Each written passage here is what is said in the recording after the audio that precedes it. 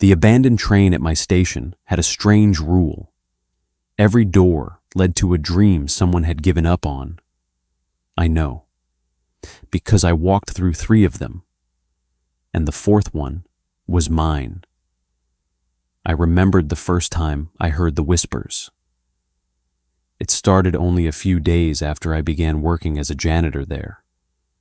At first, I thought I was being haunted. The voices only came at night, after the last train had left and the station had gone completely quiet. I tried to convince myself it was nothing. Maybe it was the wind.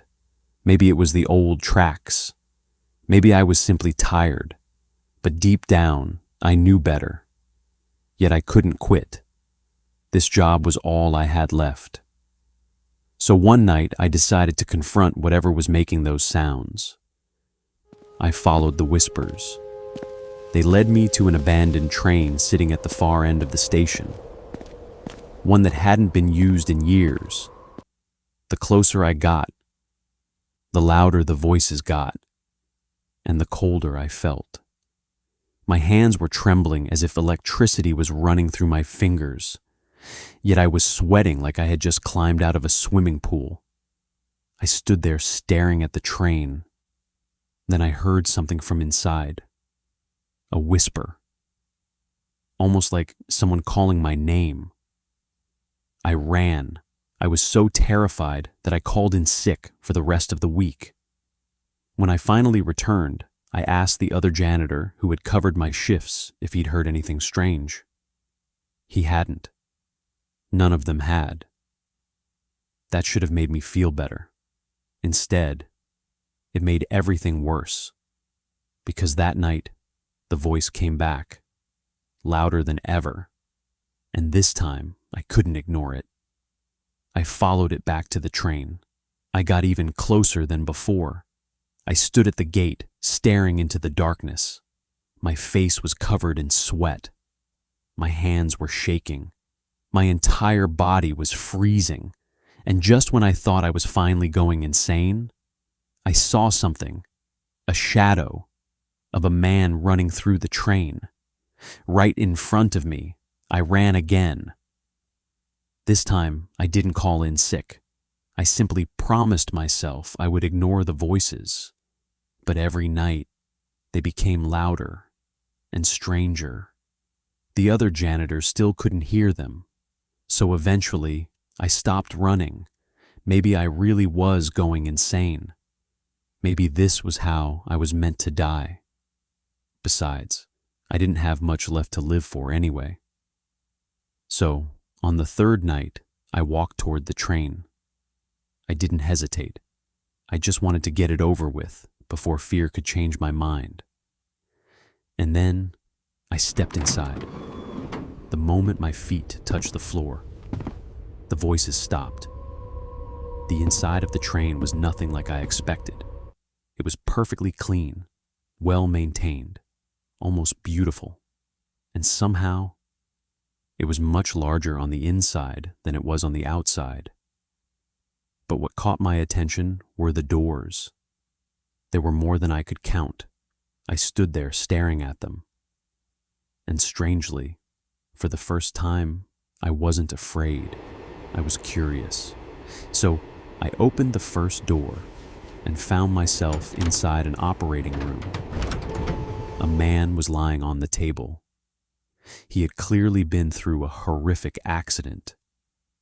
I looked down at my hands. There was a surgical blade in one and a knife in the other. Then I looked behind me. The door was gone. I panicked. I wasn't a doctor. I didn't know what I was doing. But the man was dying, and somehow my hands knew exactly what to do. So I operated. For hours, I cut, I stitched, I fought to keep a stranger alive. My heart was beating faster than it ever had. Sweat poured down my forehead. I thought I was going to faint, but eventually, the monitor stabilized. The room erupted. People were hugging me, congratulating me. And for the first time in a very long time, I felt useful. I felt important. I felt like I had finally become someone. Then I looked behind me. The door had returned.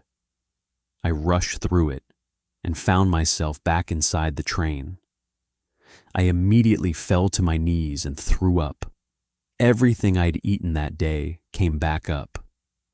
I could barely breathe. You'd think common sense would have told me to run away and never return. But instead, I opened another door. This time, I was hit by blinding lights. A deafening noise filled my ears. For several seconds, I couldn't see. I couldn't hear. Then slowly, my senses came back, and I realized what I was hearing. Thousands of people, screaming, cheering, calling out a name, but it wasn't mine. I looked down at my hands. Thank God.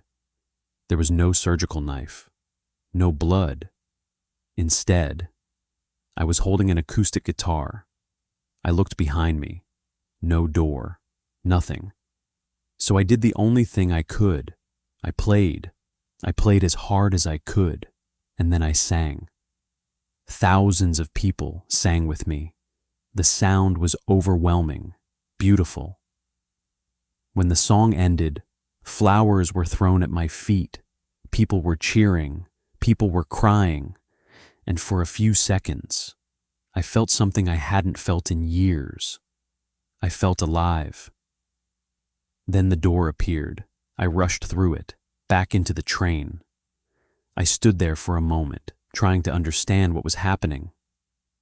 Then, I opened a third door. This time, I was sitting inside a moving train. A map was sitting in front of me. But something felt different. I looked down. I was wearing a beautiful blouse. I had on the loveliest pair of high heels. My skin was smoother than anything I'd ever seen. I looked like a completely different person. Before I could understand what had happened, a man in uniform walked toward me. "Your ticket, ma'am." I looked around. There was no door. Instead, there was a purse sitting beside me. I opened it. Inside was a ticket. I handed it to him. Still confused, I decided to wait until the train reached its destination. Eventually, it did. I stepped off the train with everyone else and found myself somewhere completely unfamiliar. It was beautiful, exotic. The food tasted better than anything I'd ever eaten. The culture was unlike anything I'd ever experienced. And somehow, I understood why the woman whose body I was in had wanted to come here. But I had no idea who she was, or where I was supposed to go. So I checked the purse again.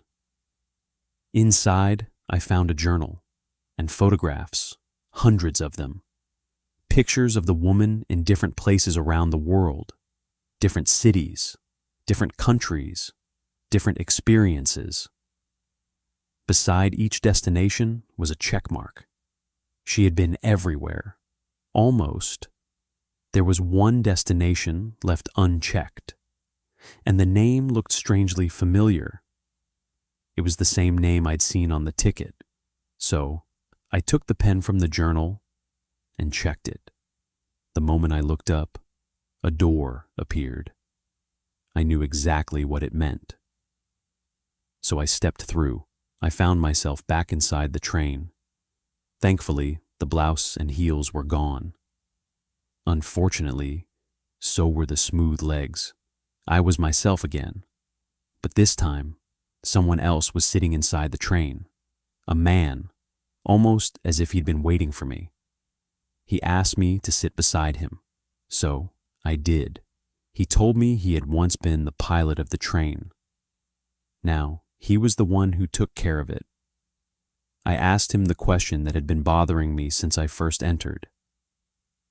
"What kind of train is this?" He looked at me, then smiled. "It's a train for dreams." This is not a I train didn't for moving understand. bodies. So he explained. It is a train Every for door dreams. led to a different dream. Dreams belonging to people who had once visited the station.